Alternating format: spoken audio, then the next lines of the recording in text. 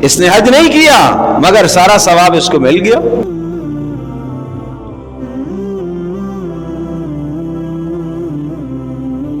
کہ اگر کسی کے پاس نہیں ہے سبب، فرض بھی نہیں ہے، مال بھی نہیں ہے، تو دو کام کرے۔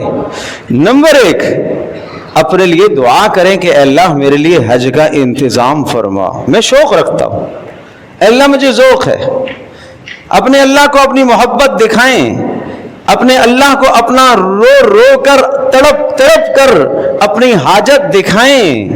ایک ماں جو انسان سے محبت کرتی ہے، بچہ اس کے سامنے تڑپتا ہے تو ماں حاجت نہیں پوری کرتی۔ ماں تو ماں ہے، وہ اللہ ماؤں سے بھی زیادہ پیار کرنے والا ہے، اس رب کے سامنے تڑپ تو دکھائیں۔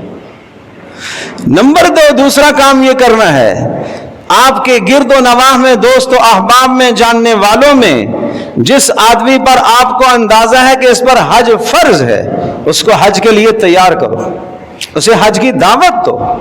یہ مت کہو کہ وہ جانے، اس کا کام جانے، نہیں، وہ بیچارہ لا علم ہے، مسائل نہیں جانتا، شرعی حکم نہیں جانتا، اسے سمجھائیے، بار بار سمجھائیے۔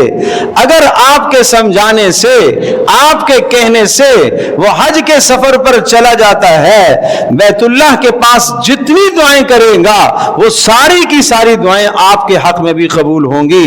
مزدلفہ، منی، عرفات میں جتنی دعائیں وہ کرے گا وہ سب کی دعائیں آپ کے حق میں بھی قبول ہوں گی۔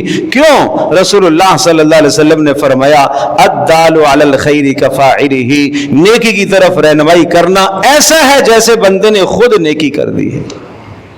اس نے حج نہیں کیا مگر سارا ثواب اس کو مل گیا۔ یہ نہیں جا سکا، اللہ کو طلب دکھائی، جس آدمی پر حج فرض تھا اس کو اس نے دعوت دی، اس کو اس نے تیار کیا، تو اس کی دعاؤں کے اندر پورا اس کو ثواب ملے گا۔ اور مزے کی بات، اس کا حج قبول ہو یا نہ ہو، آپ کو مقبول حج کا ثواب ضرور ملے گا۔